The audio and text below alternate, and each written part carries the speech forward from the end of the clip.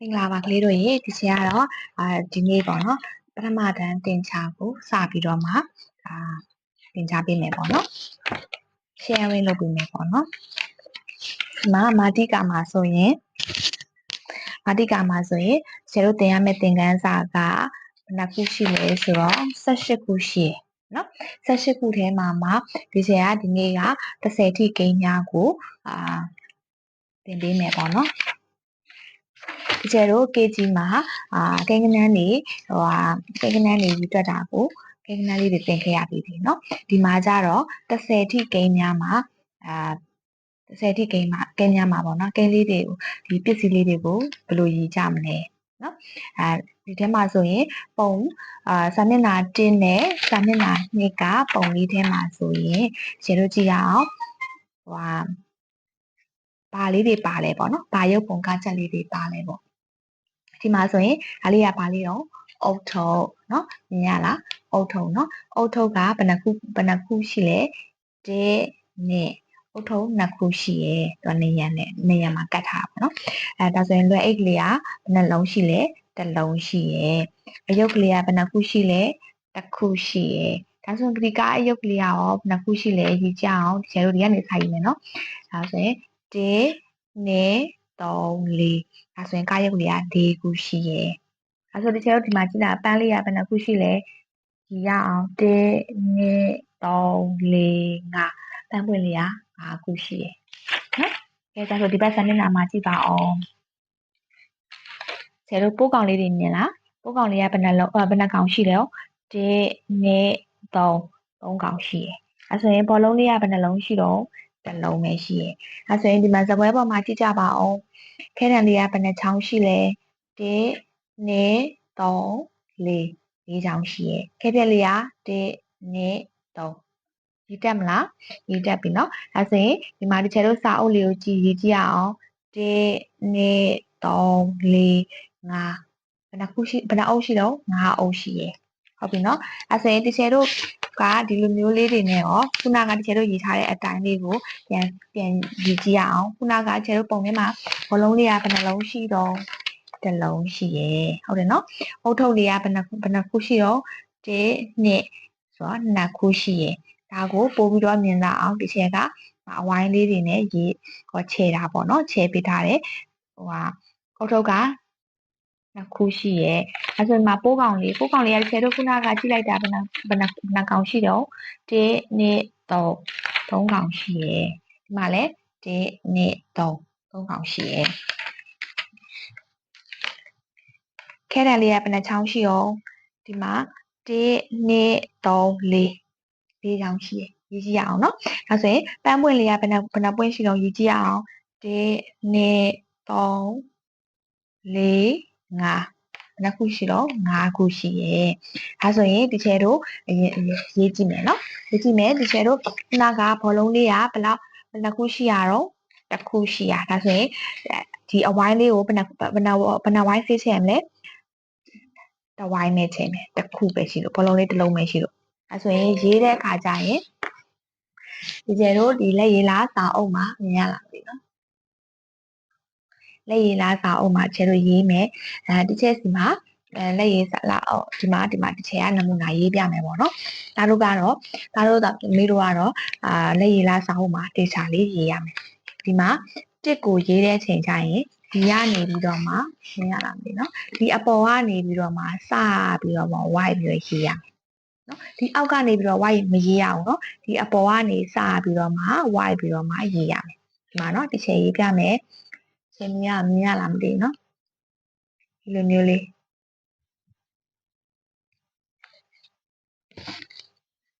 ရအောင်ထင်တယ်နော်ခဏလေးနော်ဒီချက်ကမြင်ရအောင်လို့ဘောပင်နဲ့ရေးပြမယ်နော်ဒါတို့သမီးတို့ကတော့ခဲတံနဲ့ပဲရေးလိုက်မယ်နော်ဒါဆိုရင်တစ်ကိုဒီအပေါ်ကနေပြီးတော့မှဒီကနေပြီးအပေါ်ကနေပဲဒီမျိုးလေး white ချရမယ်ဟုတ်ပြီလားဒါဆိုရင်ဒီချက်ရေးပြမယ်နော်ဒီအပေါ်ကနေ white ချမယ်ရမလားဒါတစ်ဒီလိုမျိုးတစ်ကိုတစ်ချောင်းဒီလိုတန်းနဲ့ရေးတန်းရေး ရေးနော်အဲဆိုရင်တကယ်ဒီမှာဆယ်တို့ခုနရေးထားတာအုတ်ထုတ်လေးကဘယ်နှခုလဲ2ခု1 2 2ခုဒါကြောင့်မလို့ဆယ်တို့အယောင်ချယ်တဲ့ခါကျရင်ဘယ်နှဝိုင်းချယ်မလဲ2ဝိုင်းချယ်မယ်ဒီမှာချယ်ပေးပြီးသားဆိုတော့ဆယ်တို့ဒီမှာနောက်ထပ်1ယောင်ထပ်ချယ်မယ်ဟုတ်ပြီနော်အဲဆိုရင်ကျတို့အယောင်လေးလက်ချယ်ပြီးပြီဆိုရင်စာရေးမယ်နှစ်ကကြတော့ကျတို့ဒီမြင်းအပြာရဲ့ဒီမြင်းပြာရဲ့ထိတ်ကနေစပြီးတော့မှအောက်ကိုဆွဲချရမှာနော်အောက်ကိုဆွဲချလာမယ်ဆွဲချလာပြီးတော့မှဒီလိုမျိုးလေးခွေးမှာဒီထိမြင်းအပြာထိကိုလည်းမရောက်ပါဘူးနော်ဒီလောက်ထိပဲခွေးမှာဒီမှာတစ်ချက်ရေးပြမယ်နှစ်ကဒီလိုမျိုးလေးအပေါ်ကနေပြီးတော့မှဆွဲချလာတယ်အောက်မှာဒီမြင်းပြာထိကိုလည်းအပေါ်ထိမတက်သွားဘူးဒီလောက်တစ်ဝက်လောက်လေးပဲရေးမယ်ဒါကိုနှစ်ရေးတက်ပြီလားရေးတက်မလားရေးတက်မယ်နော်ရေးဒါဆိုရင်ဆယ်တို့ခုနကပိုးကောင်လေးကဘယ်နှကောင်ရှိရတော့ဒီနေ့3ကောင်ရှိရဟုတ်ပလား3ကောင်ရှိရဲ့အတွက်ကြောင့်မလို့ဆယ်တို့ဒီကနေပြီးတော့မှအဲဆိုရင်အဝိုင်းလေးမှာဆိုရင်ဘယ်နှလုံးချယ်ရမလဲဒီမှာပိုးကောင်က3လုံးရှိရယ်1 2 3လုံးရှိရဲ့အတွက်ကြောင့်မလို့ဆယ်တို့ဒီအဝိုင်းလေးကိုဘယ်နှလုံးချယ်မလဲ3လုံးချယ်မယ်ဟုတ်တယ်အဲဆိုရင်1 2 3ဒီထိချယ်မယ်နော်ချယ်ကြမယ်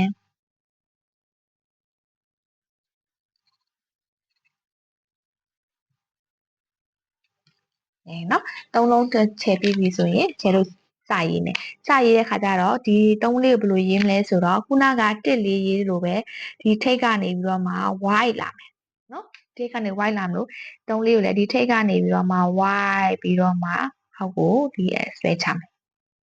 3လေးကဘယ်လိုဆွဲမလဲအပေါ်ကနေပြီးတော့ဒီမြင်းပြန်အပေါ်ထိတ်ကနေပြီးတော့မှဒီလို white လာပြီးတော့မှလို white မယ်နောက်ပြီးတော့မှဆွဲချမယ်နားဒီချက်မမြင်ရမှာဆိုတော့အမှန်တကယ်တစ်ဆက်တည်းဆွဲရမှာနော်ဒီအပေါ်ကနေပြီးတော့မှ white ပြီးတော့မှလို white လာမယ်ပြီးတခါတည်းဆွဲချမယ်ဟုတ်ပြီလားဒါက3ပါရမလားကဲခုနကတချေတို့ယူထားတာခဲတံလေးကဘယ်နှချောင်းရှိရလဲကြင်ကြည့်ပါအောင်1 2 3 4နှစ်ချောင်းရှိရလဲ4ချောင်းရှိရဟုတ်ပြီလား4ချောင်းရှိရနော်4ချောင်းရှိရဲ့အတွက်ကြောင့်မလို့တချေတို့ဒီအဝိုင်းလေးကိုဘယ်နှဝိုင်းချင်မလဲ1 2 1 2 3 4 4ဝိုင်းချင်မယ်ဒါဆိုရင်ဒီမှာအဝိုင်းလေးကြည့်ပါအောင်1 2 3 4ဝိုင်းချင်မယ်ဒီထိချင်မယ်ဟုတ်ပြီလားကဲချေကြမယ်ဒီမှာနော်ဒီချက်အဝိုင်းကိုအပြည့်ချင်မယ်နော်ဒီချက်ကတော့ဒီမှာမြန်မြန်လေးပြအောင်လို့မြန်မြန်လေးလိုက်တာဒါတို့သမီးတို့ကတော့အပြည့်ချင်ပါမယ်ကဲဟုတ်ပြီအဲ့ဒါပြီးဆရာတို့ရေးကြမယ်အော်ဒီတစ်ခါကျတော့လေးလေးက3လေးနဲ့ကြောင်းမြန်ဟုတ်တယ်နော်ဒီထိတ်ကတော့ထိတ်ပဲသူကကျတော့ဒီဘက်ကိုတစ်ချက်ဘက်ကိုလှည့်တာပေါ့နော်တစ်ချက်ဘက်ကိုလှည့်ပြီးတော့မှသူက3ကိုဆွဲတာသူကအခုကကျတော့တစ်ချက်ရဲ့တစ်ချက်ကိုကြောခိုင်းပြီးတော့ဆင်းမှာဟုတ်ပြီလားလွယ်လွယ်လေးမှတ်ရအောင်ဒီမှာဒီအပေါ်ထိတ်အပြာကနေပြီးတော့မှဒီလို white ချလာမယ် white ချလာပြီးတော့မှအောက်ကိုတစ်စောင်းလေးဆွဲချနော်ဒီအပေါ်ကနေပြီးတော့မှ white ချလာမယ်ချပြီးတော့မှဒီအောက်ကိုတစ်စောင်းလေးဆွဲမယ်ဟုတ်ပြီနော်ဒီမှာလေးနံပါတ်4 4ကဒီအပေါ်ကနေ white လာမယ်ဟုတ်ပြီနောက်ပြီးတော့မှအောက်ကိုဆွဲချမယ်ရေးတက်လားဟုတ်ပြီနော်နောက်ပြီးတော့ဒီချေတို့ခုနကပန်းလေးတွေရေးထားတယ်ဘယ်နှပွင့်လဲဆိုတော့ချေတို့ပြန်ကြည့်ရအောင်1 2 3 4 5ဘယ်နှပွင့်လဲကလေးတို့5ပွင့်5ပွင့်ဆိုတော့ဒီချေတို့အဝိုင်းကိုဘယ်နှရောင်ချင်မလဲဘယ်နှဝိုင်းချင်မလဲ1 2 3 4 5ဝိုင်းချင်မယ်ဟုတ်ပြီလားဒါဆိုရင်မြန်မြန်လေးလိုက်ချင်ရအောင်ဒီချိန်နဲ့ဒါမှမဟုတ်တစ်ချက်ရဲ့ဗီဒီယိုလေးကို pause လုပ်ထားပြီးတော့မှချိန်လေးရတယ်နော်ဟိုဟာအပြည့်ချိန်နေပေါ့နော်ဒီချိန်ကတော့ဒီမှာဟိုဟာမြန်မြန်လေးချိန်လိုက်မယ်နော်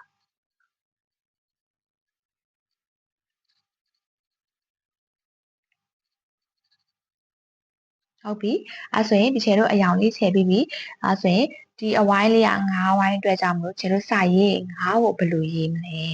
ဟုတ်ပြီနော်ငါ့ကိုဘယ်လိုရေးမလဲဆိုတာဒါလေးကဒီအစံကလေးကိုအရင်ဆုံးဒီကနေစပြီးတော့ဒီလိုလေးကွေးလာပြီးအပေါ်ပြန်တက်သွားမယ်တက်သွားတဲ့အချိန်မှာဒီအပေါ်ဒီမြင်းအပြာလေးနဲ့ထိရမယ်ဟုတ်ပြီလားမြင်းပြလေးနဲ့ထိပြီးတော့မှအောက်ကိုဆွဲချလာမယ်ဆွဲချလာပြီးတော့မှဟာနည်းနည်းလေးပြန်ကွေးမယ်ပြန်ကွေးတဲ့ခါကျရင်တဝက်လောက်ထိကွေးတယ်နော်ဒီမြင်းအပြာကိုလည်းမရောက်ဘူးမြင်းအနီကိုလည်းကြော်မယ်သူ့ရဲ့တဝက်ကလေးကိုကျဲတို့ဆွဲပေးရမယ်နော်ဒီမှာဒီအကွေးသေးလေးကိုစဆွဲမယ်ဒီလိုမျိုးလေးဝိုက်မယ်ဒီလိုတဝက်လေးကနေဝိုက်ပြီးတော့မှအပေါ်ကိုပြန်တက်လာမယ်တက်လာပြီးတော့ဒီလိုလေးဆွဲချမယ်အောက်ကိုဆွဲချပြီးတော့မှဒီငင်းလီရောက်ပြီဆိုရင်တစ်ခါပြန်ပွေးတက်သွားပြီးတော့တဝက်လောက်မှရက်လိုက်မယ်ဒီကျဲတို့မြင်းပြလည်းမထီရဘူးမြင်းနေလည်းကြော်ရမယ်ရေးတက်မလားကလေးတို့ဟုတ်ပြီနော်ရေးတက်ပြီနော်ရေးတက်အောင်ကြိုးစားမယ်နော်ကဲဒီတဲကအကွက်လေးတွေအကောင်လေးတွေနော်အယုတ်ကလေးတွေလေးတို့ဘယ်နှခုရှိလဲဆိုတော့တချေတို့ရည်ကြမယ်နော်ကိန်းတိုင်းပစ္စည်းအရေးအတွက်ကိုဝိုင်းကြမယ်တဲ့သူကဒီမှာဘယ်လောက်ရေးထားလဲကလေးတို့နှစ်လို့ရေးထားတယ်ဒါကြောင့်မလို့တချေတို့ဒီထဲမှာရုပ်ပုံကချက်လေးထဲမှာဘာလေးတွေရှိရလဲငါးလေးတွေရှိရဟုတ်တယ်သူလိုချင်တာကဘယ်လောက်လဲနှစ်လိုချင်တဲ့တချေတို့ရည်ကြည့်ရအောင်ဒီနှစ်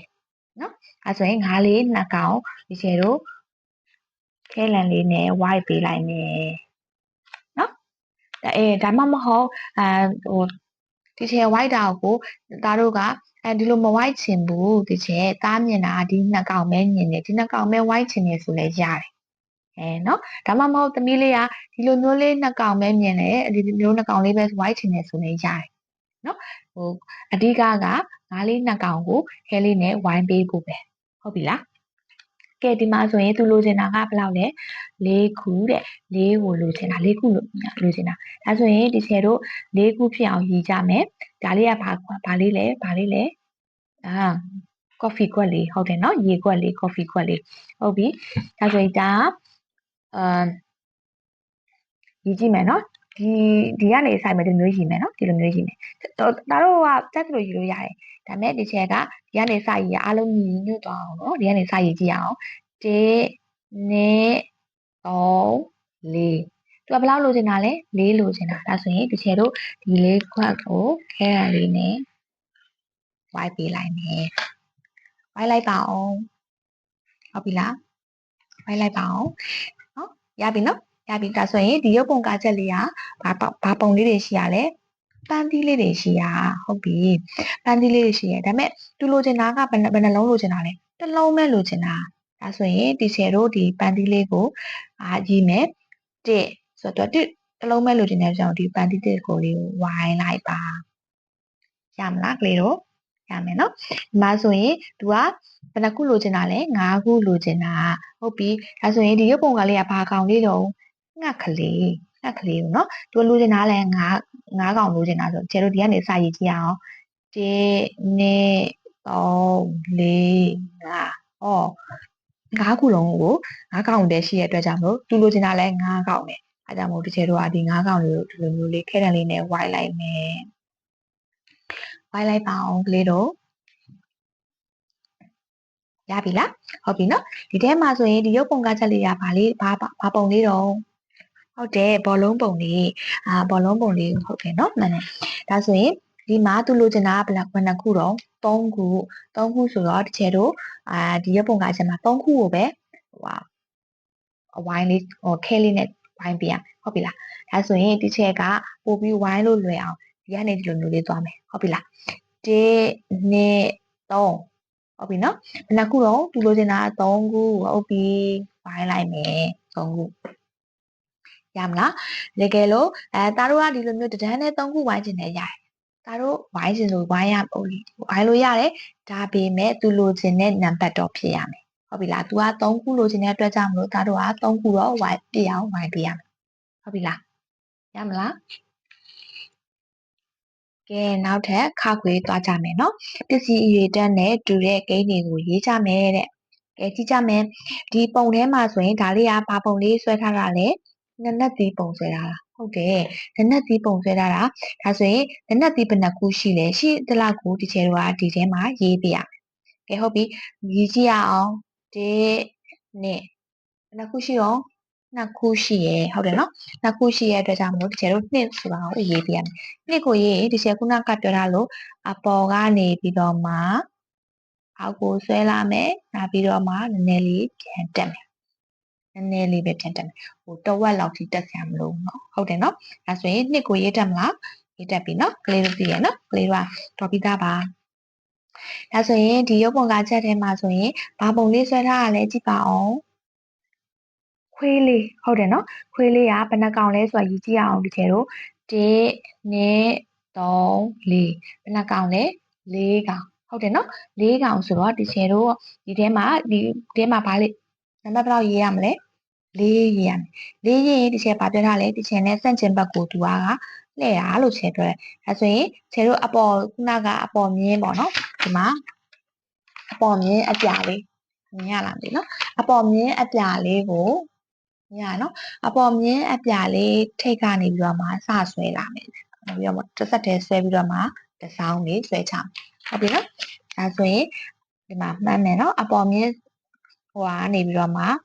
ဆွဲလာမယ်နောက်ပြီးတော့ဝိုက်မယ်ဝိုက်ပြီးတော့မှတစ်စောင်းလေးဆွဲမယ်ကဲဒါဆိုဒါလေးနော်ကလေးတို့ကလေးလေးရေးတတ်မှာပါဟုတ်တယ်နော်โอเคကြီးမှာတွေကရေးချင်တာကြာနော်ကဲဒီရုပ်ပုံကားချက်လေးကိုကြည့်ပါအောင်ဒါလေးကဒီထဲမှာဘာပုံလေးဆွဲထားလဲ strawberry ဟုတ်တယ် strawberry လေးဆွဲထားတယ်ဒါကြောင့်မလို့ strawberry လေးဘယ်နှလုံးရှိလဲခြေတို့ကြည့်ရအောင်1 2 3ဘယ်နှလုံးရှိရော3လုံးရှိရယ်ဒါဆိုရင်ဒီခြေတို့ဒီထဲမှာဒီကွက်ထဲမှာဘယ်လောက်ရေးရမလဲ3ရေးရမယ်ရေးကြည့်ရအောင်ဒီသူကကြတော့4နဲ့ဘယ်လိုတော့ဆန့်ကျင်ဘက်ဒါနော်4နဲ့ဆန့်ကျင်ဘက်4ကဒီချက်ရဲ့ဘက်ကြောဒီချက်ရဲ့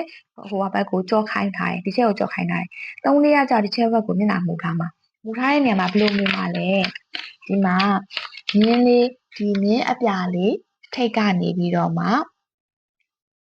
ဝိုက်လာမယ်ဝိုက်လာပြီးတော့မှအောက်ထိရောက်ပြီးဒီမြင်းပြအောက်မြင်းပြရောက်ပြီးဆိုမှတခါပြန်တစ်စောင်းလေးဆွဲရဟုတ်ပြီလားဟုတ်နော်အဲဆိုရင်ဒီချေတို့ဆွဲကြမယ်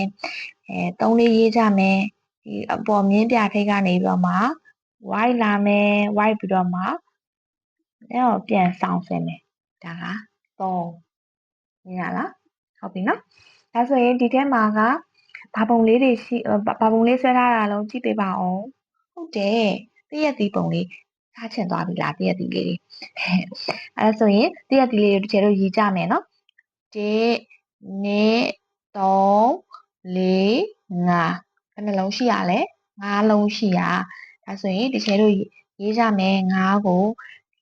သေးလေးကနေစရေးမယ်လို့ရှင်းပြောတာနော်အစံလေးကနေဒီကနေအစံလေးကနေရေးလာမယ်အပေါ်မြင်းပြကိုထိမယ်ထိပြီးတော့အောက်ကိုဆွဲချလာမယ်ဆွဲချလာပြီးတော့မြင်းကြီးရောက်ပြီဆိုရင်တစ်ခါနည်းနည်းလေးပြန်ခွေးမယ်ဒါကငါကဲဟုတ်ပြီဒီပုံလေးထဲမှာဆိုရင်ဘာကောင်လေးရှိနေတာတော့ကြည့်ကြပါအောင်ကြောင်လေးရှိနေတာကြောင်လေးကဘယ်နှကောင်တော့တစ်ကောင်ပဲဒါကြောင့်မလို့ဒီချေတို့ဒီနံပါတ်များမှာဘယ်လောက်ရေးရမလဲဟုတ်တယ်နံပါတ်1ကိုရေးရမယ်ကဲ1ကဘယ်လိုရေးမလဲဒီမြင်းပြထိတ်ကနေပြီးတော့မှကွေးလေးကွေးလာမယ်အောက်မြင်းပြလေးကိုထိအောင်ဆွဲမယ်ဟုတ်ပြီလားဒါကဘာလဲ1ဟုတ်ပြီနော်ကဲဒီမှာဒီပုံလေးကိုကြည့်ပါအောင်ဒီပုံလေးထဲမှာဘာပုံလေးတွေဆွဲထားရလဲဟုတ်တယ်အုတ်ထုပ်ဆွဲထားတာအုတ်ထုပ်ကဘယ်နှလုံးတော့ကြည့်ကြည့်အောင်1 2နှလုံးဆိုတော့ဒီချေတို့နှစ်ကိုရေးမယ်နှစ်ကိုရေးဘယ်လိုရေးမလဲအပေါ်ကနေပြီးတော့မှအောက်ကိုဆွဲလာမယ်ဆွဲလာပြီးတော့မှမြင်းကြီးရောက်ရင်တစ်ခါနည်းနည်းလေးပြန်တက်မယ်ဒါမဲ့မြင်းပြထိရောက်အောင်လည်းတက်ဆရာမလို့ဟုတ်တယ်နော်ဟုတ်ပြီအဲ့ဆိုရင်နှစ်ကိုရေးတက်သွားပြီနော်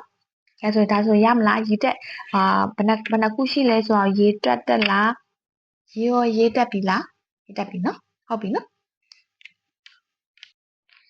ကဲဒီမှာလေ့ကျင့်ရလို့ရအောင်ဒီမှာဘာကောင်လေးတုံးကြည့်ကြပါအောင်ဟုတ်တယ်စင်လေးနော်စင်လေးနောက်တစ်ခါဒါလေးကဒီပုံလေးကဘာပုံလုံးဖဲသည်ဟုတ်တယ်နော်ဖဲသည်ရှိရဲ့နောက်ဒီပုံလေးကဘာကောင်လေးတုံး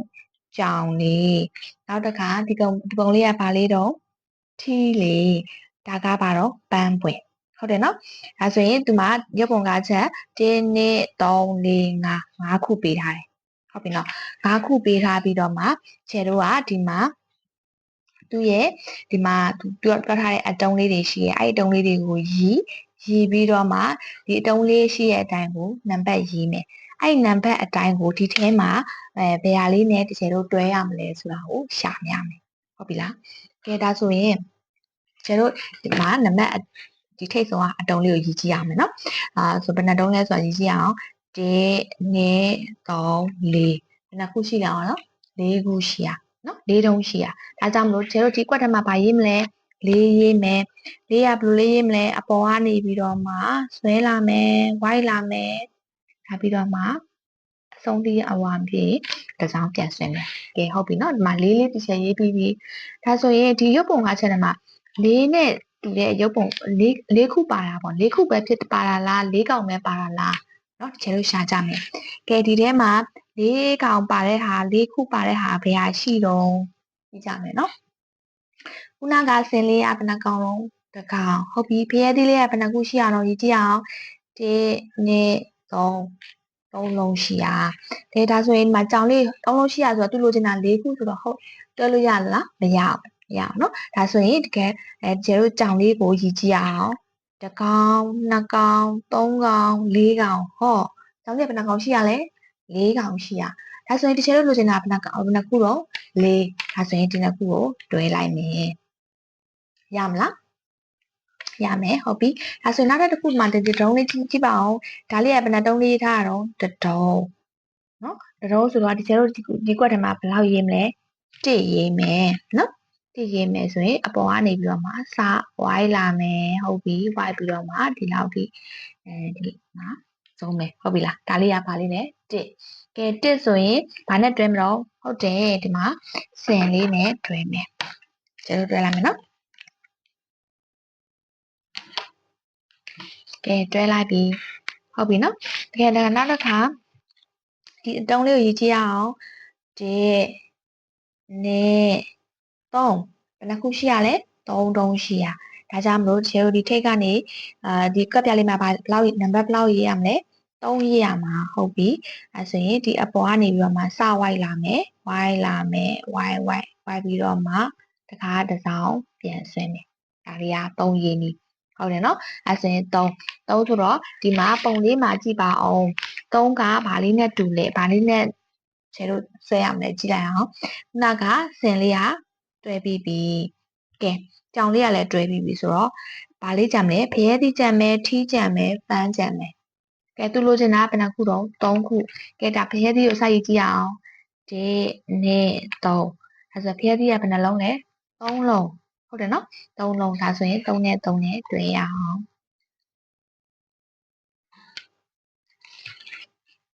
ရမလား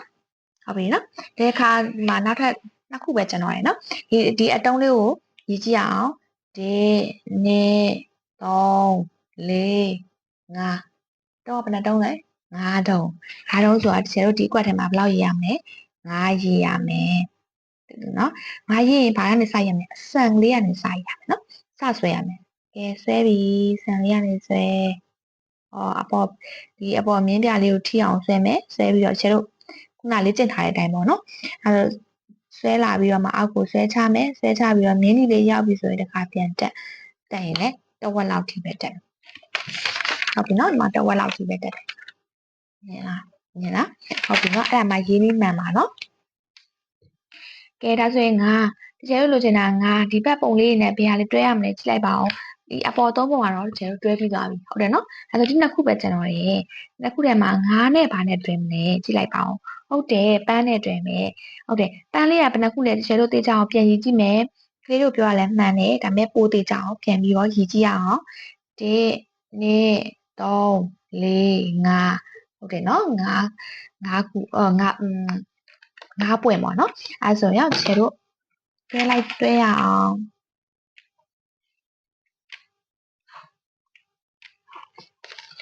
ကဲဟုတ်ပြီနော်ဒါဆိုရင်ဒီမှာနောက်ဆုံးတစ်ပုံပဲကျွန်တော်ရဲ့ဒါဆိုရင်သိသွားပြီဘယ်လောက်ဘာတွဲရမှာတော့ထီးလေးနဲ့တွဲရမှာမှန်တယ်ဒါပေမဲ့ထီးလေးနဲ့တွဲဖို့အတွက်တကယ်လို့ဒီမှာလဲကတ်ပြားလေးမှာရေးဖို့အတွက် တုံးလေးကိုပြန်ရေးကြည့်အောင်နော်ဒါဆိုရင်ဘယ်နှတုံးရှိလဲကြည့်အောင်တစ်တုံးနှစ်တုံးဘယ်နှတုံးရှိလဲနှစ်တုံးဆိုတော့ဒီကပ်ပြားလေးမှာဘယ်လောက်ရေးမလဲနှစ်ရေးမယ်ဟုတ်ပြီနှစ်ကဘယ်ကနေရေးမယ်ဒီအပေါ်ဆယ်တို့ခုနကနင်းပြလေးနဲ့လေ့ကျင့်ထားရနော်အဲဆိုရင်နင်းပြထိတ်ကနေပြီးတော့မှဆွဲချလာမယ်ဆွဲချလာပြီးတော့နင်းနီနာရောက်ခါဒီမှာနှဲလေးပြန်တက်မယ်ဒါကရေးပြီးအမှန်ဟုတ်တယ်နော်အဲဆိုရင်နှစ်ဆိုတော့ဆယ်တို့ကဲတွဲကြမယ်ထီးလေးနဲ့ကဲရပါရမယ်နော်ရမယ်ဆိုရင်ဒါလေးကို